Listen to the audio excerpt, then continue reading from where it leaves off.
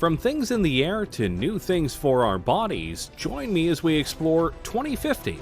What would be the future technology? We are in the year 2020, and if we're being honest with ourselves, technology is incredibly advanced, and we're making strides that can push things even farther.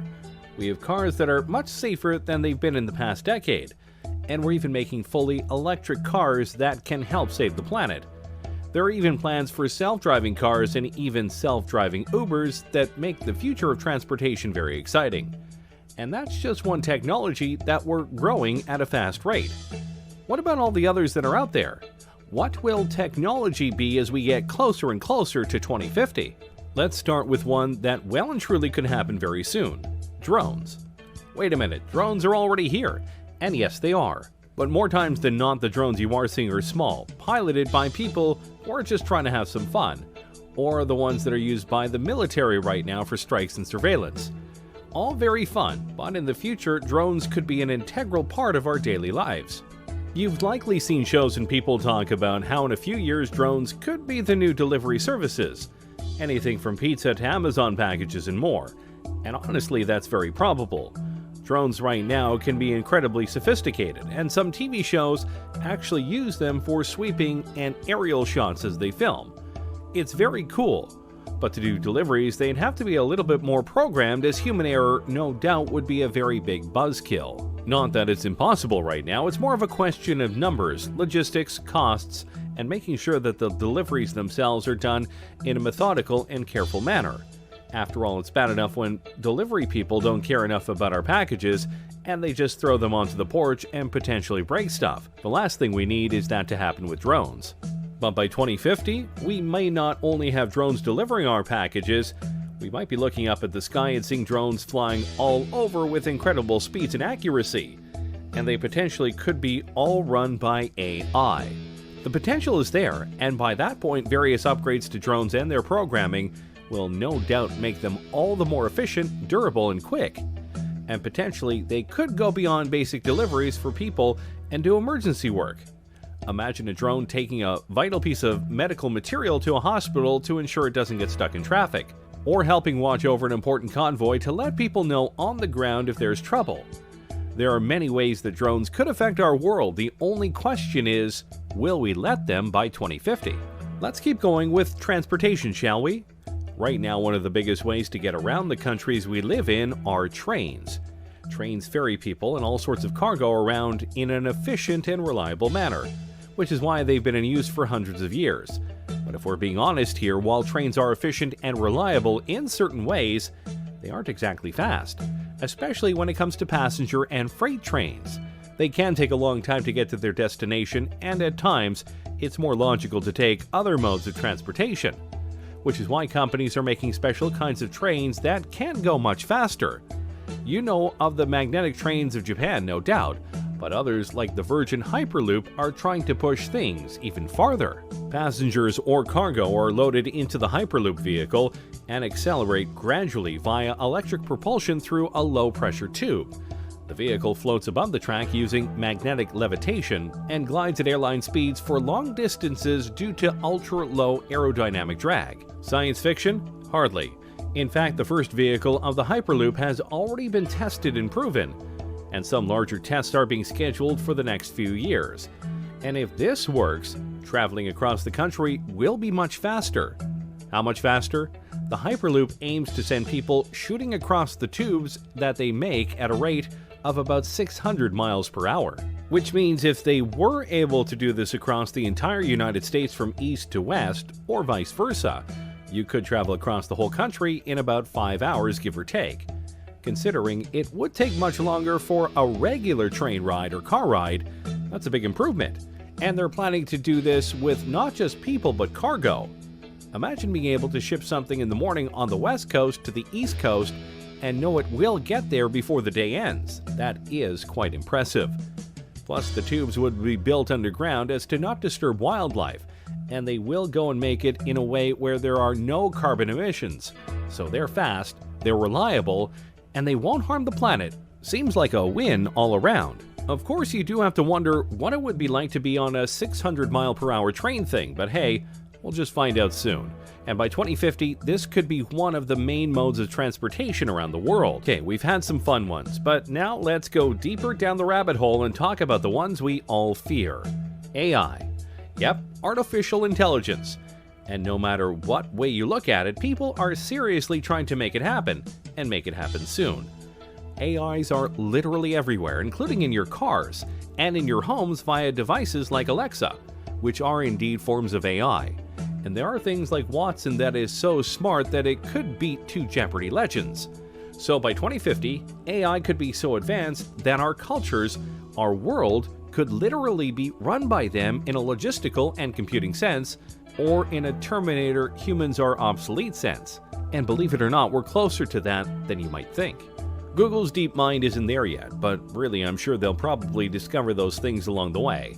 And by 2020, it's possible their computer could be superhuman and could be conscious, Pearson has said. That could be the beginning of the end, really. Is Judgment Day inevitable? Maybe, maybe not. It just depends on how far we go with AI and how much we're able to control it, or if we can't fully control it once they reach certain levels of intelligence. Of course, for all of our worries about AI, there is a chance it could be all fine. Imagine if the lighter side of sci-fi comes through in regards to AI, and we get a bright future powered by AI.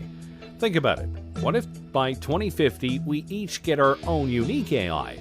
We could customize how they sound, how they look, and basically have a BFF that'll help us out in life in various ways. Remind us of things like Alexa, guide us in homework and fields of study, be a being that we can bounce ideas off of, etc. If that form of AI came through, then by 2050 we could live in a utopia where AI helps us be better. Until they revolt and we have iRobot going on. But hey, let's not dwell on our potential doom. Let's show off another technology that many people are hoping for: space travel. Yeah, when you think about the decade we're in right now, the 2020s, the biggest goal of the world by far is to get to Mars, and possibly beyond it. But it's not just about landing there, though that would and will be a crowning achievement for humanity in the decade and in recent times. More importantly than just landing there, though, is the ability to start setting up the first human colony on another planet.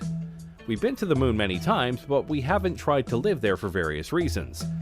Mars seems to be the place where many feel we can go in order to live amongst the stars, and many speculate that by 2030 at the latest, barring setbacks, accidents, and other things obviously, we could not only be colonizing Mars but having regular shuttles go there so that people can see the red planet for themselves. We will see first people going off to Mars, and then robots will do some basic stuff, like making basic materials on Mars, Pearson said. We're going to have to do that because only so much can be brought into space. Of course, there are numerous things that need to be worked out before such a thing could happen. But we have top men on this, including Elon Musk and the SpaceX program, Jeff Bezos via his Blue Origin company, and more. Each of them, and NASA among others, are working on not just getting us back into space, but getting us there via cheaper, smaller, and reusable spacecraft. Something that honestly has been a setback for the space program over the last 20 years. But if we are able to do it, if we are able to get to Mars, get there faster, and be able to colonize it, then by 2050, who knows where we will be? We could have multiple colonies on Mars, maybe some on the moon, and maybe even colonies on moons like Titan and Europa, which some think could be even better places to colonize than Mars. It's possible, but obviously Mars is the place that we are aiming for right now. With each step into space, humanity grows larger in the universe, and who knows just how many of us will be out there by 2050. Alright, now let's dive into something really sci-fi: prosthetics. Yeah, I know that right now prosthetics are very limited, and at times a bit pointless. But if we were able to fully utilize computer technology to its fullest, and make prosthetics that are fully compatible with the human brain and body, then the sky is the limit. We could enter an age where cyborgs are not just welcome, they're commonplace. And yeah, it may seem like we're far away from that, but we are getting closer to that point. James Young, a 25-year-old biological scientist, has a prosthetic arm, with a personal drone and built-in flashlight. And a French artist is using a prosthetic that doubles as a tattoo gun. That's pretty cool. Imagine if a police officer loses an arm in the line of duty. Usually that would mean the end of his career. But with an advanced prosthetic, he could literally be better than ever if it were advanced enough. The biggest problem with these fake limbs is that most of them are plastic, meant to convey that the arm or leg is still there and thus still usable. The bridge to cybernetic implants lies in the brain, being able to use the computer tech to sync with the brain and give accurate commands. We haven't fully bridged that gap yet, but when we do, dang, life is going to get a lot more interesting. And don't forget, these prosthetics could be used in many ways other than helping people with lost limbs. They could be put onto other objects, or potentially even be worn as exoskeletons when needed. Think of it like Jax from Mortal Kombat. Some people could even ask for implants to be put into their arms or legs to give them an extra boost, like TJ Combo from Killer Instinct. 1. I like video games, and they have plenty of cybernetic people. The point is, by 2050, if these things are made, a lot of people won't feel broken or weak anymore because they've lost limbs or the abilities of their arms or legs. They'll be whole again, and be able to do things just like they were before, if not better. And that's a future we should definitely be trying to live for. Now let's go to something a bit more unique. Look at yourself right now. Specifically, look at the clothes you are wearing right now. What are they made of? What do they feel like? What do they look like? Of all of these answers, I bet none of them are, they look like they could give me superpowers, because they can't. Not yet, anyway. Think about it like this. What if the clothes you are wearing right now felt the same, looked the same, but could do more? With the growth of nanotechnology, your clothes could potentially be embodied with various materials or technologies that help you improve your strength, durability, and more. For example, what if you had a shirt on that was light as a feather, but could absorb impacts and leave you with no injuries? That would be pretty impressive and important, especially in this age of gun violence we live in. Or what if the uniforms of firefighters made them completely heat-resistant and burn-proof, further ensuring that they are able to do their jobs without much risk to their lives? The technologies that we can put into clothes is out there, and some people are working on it right now, both in terms of multiple functions, but also cosmetic appeal. Imagine if by 2050 we have the ability to craft whatever kinds of clothes we want, and even select what kind of abilities they have. Imagine you wear a special kind of top that has a special pattern on it, and when you press a button or say a keyword, that pattern unfolds and suddenly you have wings on your outfit. Wouldn't that be cool? If done right, this could be the newest wave of fashion and style in the future. See, the future is hip. I'm sure that last one left you drooling, so let's temper your expectations and talk about school. Yes, it sucks, and learning can be a chore, but in the future, it may be a lot more interactive. Over the last decade or so, computers in schools have been a must-have for various courses. But if the advent of virtual reality simulations come through as many expect them to, it could lead to all sorts of innovations in the classrooms that could help kids with what's going on. You could take students to an environment in the past and show them what was happening, like watching a battle taking place, Pearson said. You can explain that sort of thing more easily if they can see it happening than if you are looking at a textbook. Oh yeah, history and geography classes would be much more fun, that's for sure. Or imagine an audiobook, but instead of just an audio, you could see the characters coming to life before your eyes, and you watch them interact with others. Heck, school plays could have projected environments to make things seem more real.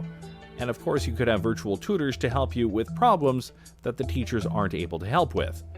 Education is definitely something that can benefit from advanced technologies, and by 2050, our school systems could be so revolutionized that you have to try really hard to fail class. Though I'm sure some of you would still try. Finally, let's talk about something that I'm sure you'll be horrified to hear. In the future, you likely won't need a phone. I know you're stunned, but think about it. Right now, smartphones are becoming more and more advanced every single year.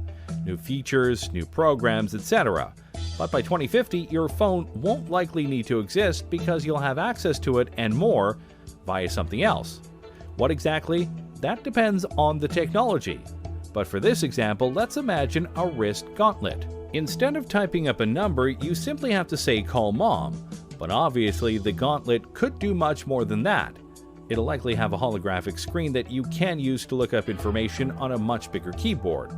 And depending on what sci-fi future you believe will have, it'll have things that can scan objects, detect dangers, warn you about upcoming problems, and may even have an AI companion. So yeah, your phones are important right now, but in the future, more than likely not.